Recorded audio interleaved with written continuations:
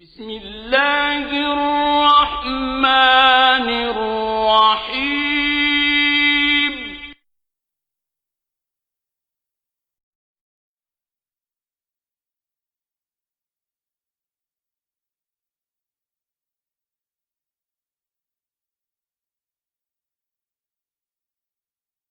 بسم الله الرحمن الرحيم إنه لقرآن كريم في كتاب مكنون لا يمسه إلا المطهرون تنزيل من رب العالمين بسم الله الرحمن الرحيم إنما يريد الله ليذهب عنكم الرجس أهل البيت ويطهركم تطهيرا.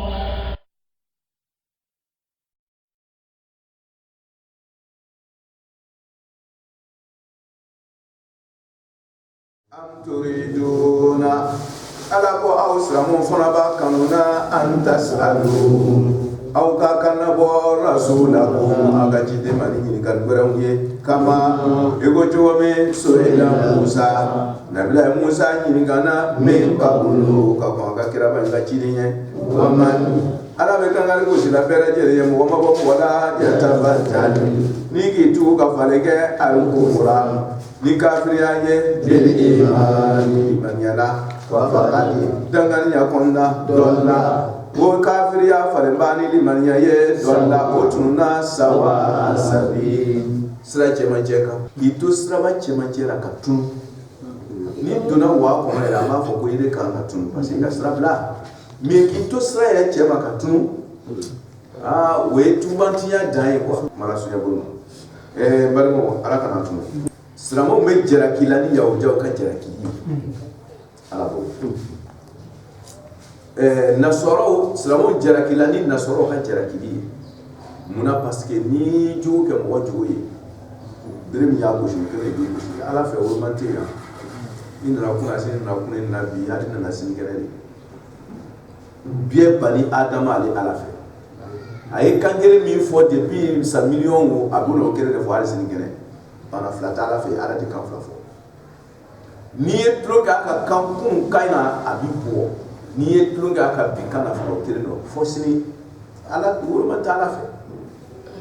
ama fendo blakun mo ka banga na fendo blere ka biko ka kiri ka tun ta mo ka ala ma fu isi blakatina kono mi be kiriya ka jon ka ko be tese ka ke ko akun mo wo tu sa ko am mo ko sa ko o ti baka jira akokun mo mo kana so ni ke so ni toli man kiri mo bi mo ka ka ko mo ka be kiri mo tatari ka so tate hasriya nafsu shay foka ta bla mi obina sa mala so ko utmana jira kiri be bolla salamu kani ya o janna soro ka we jumai am turiduna siramo ka foko ni kerate pretext mi yina munala kan kitin bla kunu biya ka wuri o fe ka boda yini ke ko mi yaw na so be boda yini ke la tuna ko fitin dro o bo ke pretext dro ka wuri aywa ala ko tanye de boda yini tala ya bimbe abu fe ka yaw na so jure ta wulu do jira kala la bo na du ya jure ta ka fana jira kala ti wulu man tala fe we juma ya ujira ko nabila Musa ma ko fe ala yi we fi proposer nabila Musa ya be bois la fe ka ke yo atra se yo la so ko fe ala yi de sa jaharata ke ka we ya na isa a fe ka ala ke dan fi ala de dan fi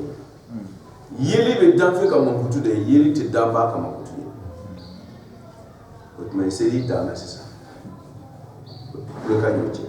wolo fana fe kira bla o bla yoro de la tuma droba ko ni mereka tun bora sambe ka garde ko ri to do no ko ni foro tun so la fe avec 2000 ko la mona beta sange mona we proposition façon belle banale de ke mala so yo o be fe ka kira nyini kan ni sudu la woshiri nyini kan ni ko ke bali nyini kanuna wole tun sa mo fana jerati am turidun sabe aw ya kanu an tasalu aw kan yin kanike rasulakum ka ci dena yin kan jula min te tali ni maniyai adun foraw ye ka bi la wala kama iko tugo na su ila Musa na bila Musa ki so na tugo na ka ngoko makan mun te tali ni maniyai sai abura do be wala daw ye tawra tan li jira ko mais au fond be fe ka tugo ni ka do dakere de fe min ka o kera ka ko nya anya yela mais on ata fona fe ka do tugo ba ya sala ko duma koro de ka foko yaw jaw ye ni kan do ke min may o jira kila la buru o masaka awlati aw fara fa ko kire ne ka ka kidina o mana aw ta ka junu yaw da na so awta mara ko yaw jaw jira kila o ka jini kanina matia fo ba sa ya mura da fe ala ka fon se la ko sa yo ko o ma aw sa mo fara fa ka do o tite ju ya da fe mi te kete ko ka ke waman ala ko kangali ko shira salam wa mawru mali ala fede mo de yatabadda ni tuusi sa parce que boda yin ne fe kafiri ali itna ala yin ki sala parce ala ta fe ebe fe kila ka sanu kurula ma mi soro akana ta barake tuni ko parce que ala fonse masa ni garanti le ka bay ma bison ka washi ni kira tun kirate ene be washila kirate washila abe mun fo ba ko wa parce que te washila ko so ba ma kedi ni fona tu be washila ka ta kedi o ma dina kieli bi ko voilà karamo ya make ka fo ko e ka ke moyete washi la ni le ma fe soro don ka la fe don o be ke comme barakati dina ina ko ma dina donge to wi o ka shiro ka oui c'est bien ni oye o ka dina nyama bunya akaka mais nous ma yere soro kana ke dina la goshi kunye la parce que fait ka kafiri ale ta saka place la ya place la ala ma die ka kan nyowo ni yoroi ay no ya soro ka kanoi anga imamu gote kuni die diala ni mo nyima unye damu ta kono kwa ka kanoi parce que olu le ala ka kan bawo mais nous ma soro te baché parce que die to ni yoroi mala sunne bolo yo kana ke sababu ye ka o kile dina na kushi muna furba masura bolo muna ni make muna ka ko do ta bolo no kira mano kama na jugure nyeyo kani kuro kan hini yera ka hini mo nyonga ka hina danfe bera ala kira chika na wala gale chika ako kama so ila bisa Musa ka wa man yatabaddal kufr kangal be ko shira parce que ni question sugu poser ni ke boda yini ka solution de yin dron ka bo la responsabilité ya ko ala ko bo yorote de mo le ye falen ke kafira la be imani ni maniya c'est-à-dire limaniya de be alba de boro la sala wole ka wal kunyi mana kunyi wole bi boro ibe ta kafira sani ibe ta ni eta ibe limaniya ta sa kata fale au ji au déposer ka kafiyata voilà yatabaddal al-kufra bil iman ça veut dire que bil iman ko yashtari al-tufaha bil mal ça dit wala bi boro e tambule ça tufaha iga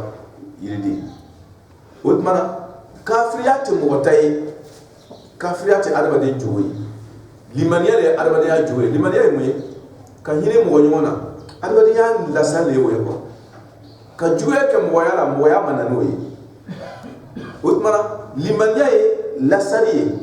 ala ko wa man yatabaddal kufra ni mo mi ye kafiriya fale bil imani ni liman ya mi bi boro ka ko wala bi boro sa itara wala dissa ka kafiriya ta ni ma mi yo ke faqad dal wotigra mo itununa parce que ni la sali blaka do ko gorga miti la sali ituna yoro ma sawa asabi srachema ika kunta mwoje ulu ye limanya fale kafiya la alabana mima yoyi mu yera ba kere katle la fara yoyi ushima elladi fara bana tuni ka do wara fale awa do la sawa asabi e kontu na srachema le bito karambo be fara be wadda kasiru jema kurushama yakal min ahli alkitabi ka wa kitabu dunga wajela kitabu ti ya wajal nasara kitabu kɔrɔ dun dɔw o majorité o y'a kanu wadda kathiru o caman ba hali ala jada yɛrɛ ma fɔ o caman ba i y'a fɔ ka taa Dawuda la wuli parce que kathiru tɛ limite ta ok comme an ye ahlu kitabu fɔ ka kɔrɔ a kana k'i kɔnɔ komi yahudiya nasɔrɔ dɔrɔn bele hali silamɛw yɛrɛ b'a la jɛmɛrɛ kan ka lɔn bɛ kuma na yahudiya nasɔrɔ kan mais kan yɛrɛ bɔ a la dɛ parce que kitabu ye kuranɛ fana kitabu ye wadda kathirun jamakulu caman de y'a kanu min ahli kitabi ka bɔ kitabu du dɔw cɛ la law yaruddunakum n'o tun bɛ se ka aw kɔsegin aw cɛsirilaw aw bamabɔw aw limaniya dugɛ bɛrɛbɛrɛw kitabutigiw yɛrɛ de b'a fɛ aw yɛrɛ ka kitabu bila ɲɛ bɛ silamɛ caman na ten nafigiw don kuranɛkalan caman bɛ yen ten nafigiw don ni limami min tilenna ala ye dɔrɔn limamu ma tilen u b'u bila o contre la duguma o bɛ fɛ ale ka talon pour ko bɛɛ ka gere kuranɛkalanla ɲɛnama sɔbɛ bɛɛ min b'a fɔ a fɔcogo la min t'a fɔ a fɔcogo la o bɛ a fɔ b'a hakika kɔnyana wadda kasirun min ahli kitab tiɲɛtigiw o hasiliyalen don nkalontigɛlaw bolo kosɔn i kana silamɛ o kɔnɔ yɛrɛ bɔ a la ahlu kitabu ni bɛɛ de b'a la parce que kitabu dira fana bɔ kuranɛ kitabu dira fana bɔ o tuma kuranɛ kalanna nafigi ninnu bɛ kuranɛ kalanna hakikaw kɔnɔ komi yahudiya nasɔrɔ bɛ silamɛw kɔnɔ mala sunyala wadda kasirun min ahli kitab law yaruddunakum ko n'o tun bɛ se ka aw fana yɛlɛma ka bɔ a ka tilebagatiya in kan aw fana ta ka kɛ fufu y'a bolo ten a b'a bolo an kama kɔrɔ a b'a don a ka sakiw la a bɛ yɛlɛ n'a ye a bɛ wo ci n'a ye ka sɔrɔ baara foyi tɛ kɛ n'a ye o y'a kanu a ka kɛ ten de k'a bila sen kan o t'o fɛ dɛ law yaruddunakum n'o tun bɛ se ka aw kɔse su ani tile min ba'di imanikum aw ka limaniya bɛrɛ sabatilen kɔfɛ aw cɛsirilen bɛ o cɛsiri man d'o ye an k'a kɛ ɲɔgɔn musɔrɔ ye n'a b'a mun ɲɔgɔn na tuguni o de bɛ caman kɔnɔ kitabu fanbaw cɛ la ka sɔrɔ olu bɛ balo la ale kuranɛ kelen de la mais k'a bila sen kan man d'o ye mana sunya ko law yaruddunakum n'o tun bɛ se k'aw kɔse min ba'di imanikum kufaran k'aw kɛ fitiimɛ wɛrɛ ye Ala ma o kana ala ta bila sen kan mun de kosɔn hasadan mafulu aji hasiliya le kosɔn dɔ wɛrɛ tɛ parce que ale ma se k'a yɛrɛ kolon ala ye k'a yɛrɛ kɛ komi e sera k'i yɛrɛ kolon o yɛrɛ kolon hasiliya de b'a la mɔgɔ dun b'a se k'a ɲɛ kabila ni habila tɛ habila ko kabila ma ko inama yatakabbalu Allahu minal muttaqin ne kan se ne ɲɛ ko i ta kana mun na ala fana tɛ hasiliya o ni ka ala min ta na kɛ i ma kolon ala ye de n'o tɛ diɲɛ bɛɛ kolon ala a bɛ diɲɛ bɛɛ sɔn a tɛ foyi bɔ a ka nafolo la kana ye mɔgɔ ɲɔgɔn hasiliya i ɲɛsin ala ma baara n'ala min ta na kɛ a bɔra ile de la habila ko kabila ma tɛ inama yatakabbalu Allahu minal muttaqin ni tun siranna ala ye ala tun b'a bolo i fana ta kɔrɔ ala ka nabi ɲuman fila bila waati kelen o bɛ mun ci ala ma nabila Lutu ni nabila Ibrahima kɛ waati kelen na a bɛ faamu wadda kasirun min ahli kitabi law yaruddunakum min ba'di imanikum kuffara dɔ wɛrɛ tɛ hasadan min indi anfusihim o yɛrɛ ka hasidiya créer o ka foro sɛnɛ ye hasidiya min ba'di ma tabayyana mun de kosɔn o ye nin hasidiya kɛ o kelen kɔfɛ min ba'di ma tabayyana bangelen kelen kɔfɛ lahum olu yal haqqu tiɲɛ la o y'a dɔn ko nin kɔni nin tɛ musolamɔgɔ ye dɛ nin bɛ tiɲɛtigi de nin bɛ ala ta yɛrɛ de kan n'o y'o dɔn min na jɔn ko nin kɔni a tɛ diɲɛdenya yira de ça partie de ce moment là o bɛ bana dafara bila sen kɔrɔ ala k'an kisi o tɔɔrɔ n'o tɛ n'o k'a ye i yɛrɛ fana bɛ bila ta o cɛ o tasira t'i fɛ o a bɛ kan a b'a mun ɲɔgɔn bolo yen n'a bɛ tɛmɛ mɔgɔ si tɛ hasidi a bɛɛ kelen mais n'i cɛsiri dɔrɔn i tɛ fɛ k'i de y'a cɛ ma ala k'an kɔnɔ diya o de kama ko ni diɲɛ tiɲɛna mɔgɔ ɲuman ka kuma don ko ni diɲɛ tiɲɛna waati o waati ko mɔgɔ ɲuman de bɛ k'a saraka ye ala k'a kisi parce que bɛɛ b'i de ye après que délégué n'a fini tɛ kirikiri tɛ yan ni bɛɛ ma tɔmi kelen yira cɛ ma dɔrɔn bɛɛ ɲɛ b'o yɔrɔ de la fo ni bɛɛ finna kiri ni yɔrɔ fitinin don bɛɛ la cɛ ma dɔrɔn bɛɛ b'o bɛɛ ma girin de ye ni ka tigi filɛ dɔ ɲɛ b'o yɔrɔ de premier soldat bɔ parce que ale ni tɔw tɛ kelen ni diɲɛ bɛɛ finna kɛ ere min bɛɛ la cɛ ma kɛ ere de bɛ ye ere de bɛ kɛ différence ye fo ka o yɔrɔ de bɔ yen ko a bɛɛ ka fin sisan bɛɛ ka kɛ kelen ye ni diɲɛ tiɲɛna mɔgɔ ɲumanw de bɛ k'a saraka ye ala k'an kisi ala ka diɲɛ ɲɛ o de ka fisa dɛ mɔgɔ ɲumanw ka dugawu kɛ o de ma ala k'an kuma diya law yaruddunakum min ba'di imanikum kufaran hasadan min indi anfusihim min ba'di ma tabayyana lahum al-haqqu o kɛlen kɔfɛ ka tiɲɛ o tuma ko kira ma min bɛ sisan silamɛw aw ta ye mun ye sisan parce que aw mun cɛsirilen bɛ ko ala ta an tɛ fɛ ka yɛrɛ mɔgɔ sen kan o dun bɛ fɛ bɛɛ de ka to ka yɛrɛ ɲɔgɔn sen kan n'o y'a kɛ suguya ye ka ɲɔgɔn dun haya o tuma o ye mun de kɛ sisan fa'afu o aw kan ka mun de kɛ sisan parce que olu t'a fɛ a ka tilen aw dun kan ka mun de kɛ dɔwɛrɛ t'a la n'i fana ko i b'a kɛ ɲɛ dɔn i fana bɛ kɛ tiɲɛnikɛla ye tuguni solution jumɛn de bɛ fa'afu aw ka ko dɔ de kɛ dɛ a tɛ yafa de sisan fa'afu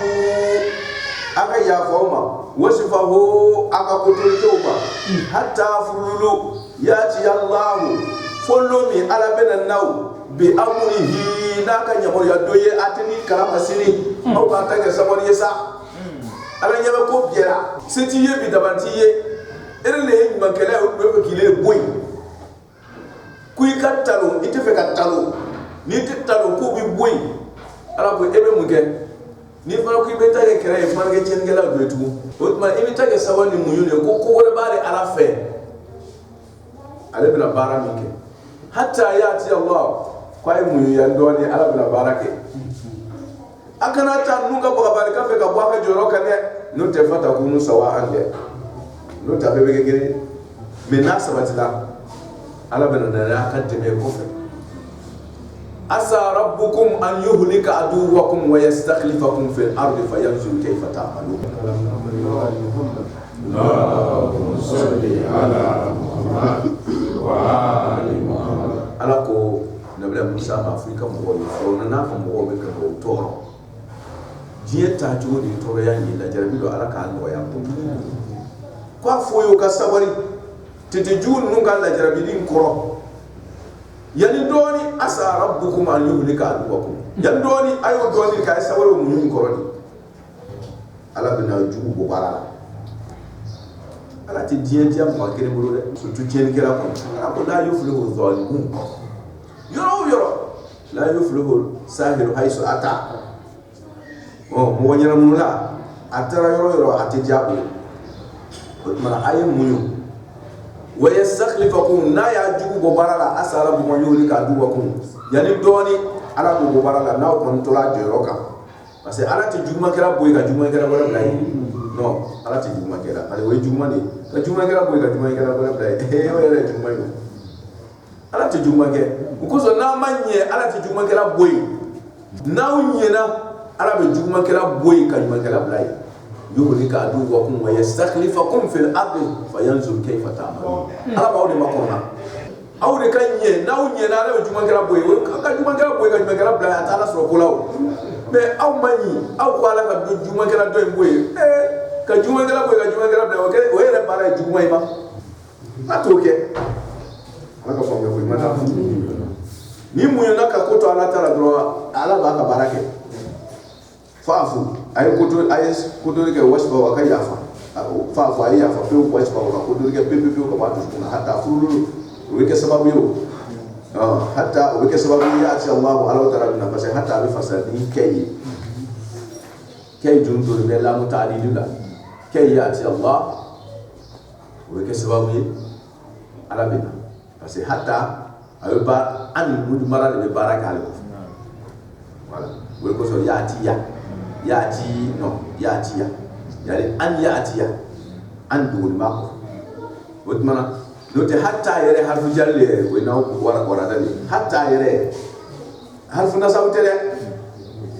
an ni duguni an mudu mara de duguni b'a kɔfɛ o de bɛ nasabu kɛra n'o tɛ hatta yɛrɛ harifu jali dun de don firu la ale don ismu de la o tuma na a y'i dulon an de la a y'i dulon an de kɔfɛ hatta an yaatiya c'est-à-dire hatta don be annela anne don be safirula do te hatta ya dija sa do filu yara odman bima hatta ko hatta matla'in muni ka jaru hatta ila asbi harfu jarri mini ka be abi dona firula ka lole me fendo le la o feto wale be dona firula ale ki dlo le la ka dona o passa bi mi chef ala fa me ko manda wasfahu hatta ya'ti Allah وحتى أن القرآن يقرأ للغاية وللتعليم حتى أن القرآن للتناول الغاية والتعليم يعني إلى أن يأتي الله أي يفعل كدرون فر حتى أن يقرأ من إلى أقرأ فرنا كي يعني لكي أي يفعل كسوال وبكسواوية حتى لكي وبكسواوية يأتي الله على بالنار بأمره نهاية يوم الفصل نوكر فلان ما نسون يقولون لا تنفيذ له بأمره فلا بدنا أن يمر إن الله مسؤول على كل شيء قال سبت إنه في كل بيت قدير سبع مسائل دوكن آية ولا أشياء وكأي شيء ما بودي نقول كلنا كلنا قبل تقول ما بقول رسول رسول شيء ما بقول أكو مين كان آية ولا كلام كو آية السيف فاقتلوه رأسه وجهه kwayo fa yoro na tiga na lo ko pala ngo fa fu wasfa o ya fa be tuwa fa tu na yo so yoro ya fa be na so ayo fa pa ka ya fa bo ara anga ma wuri ya har ko ya ka fi na ma wuri na kun ji mo ya abe na bara yoro ashima wuri mo wori ba bimbi na yo ku fi to qur'an karamo o mana ni ya fanke hatta ya ci Allah bai amuru alaka amuru shama bai nyamara na do abera ko me kredi ma don sumani nyamara na lo mi na kirama ama fo imam ali ko afo abisura tawba do kono ko ta fo madina maka kawo ko innal mushrikina najasun fala yaqrabu al masjid al haram ba'da amihim hadha amru mana ko foye ko ala kan nyamara lo sela sisa no te do be turun kala kaba kono fo ma kana salatuhum inda al masjid illa muka'an wa tasfiya tigere boshika no kul no bi tigere to pompa mais ala nyabe bela bi jogo ko non tun makaba ko ala nyabe bela na be dundul makona ala ni masa mara sunya buluma we mana fika mu ko lo ne kono na ala nyana lo sera sisa do bara be ka ko sera mo fa fu wasfa ko hal sini wala be na ala nyana lo sera do bara be ke aw ta sabani mu nyoy aw kana ke celi kelay na ala nyana lo sera do bara be ke mo ere to o ti mo kasra isa utma lo sera do o era ko mara sunya buluma ma ayan no shi bawri inna allaha ala kulli shay'in qadir ko ay sabar ko bala buru ko tita alata inna allaha ala kulli shay'in qadir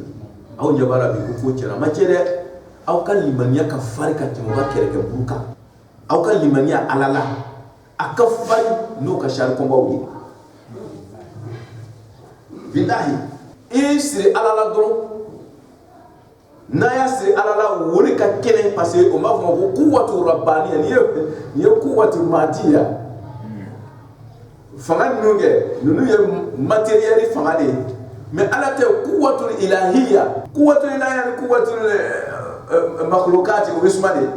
ene yi do alala ka fanga soro ga ba misi koro ni ka fe siri koro ima do alala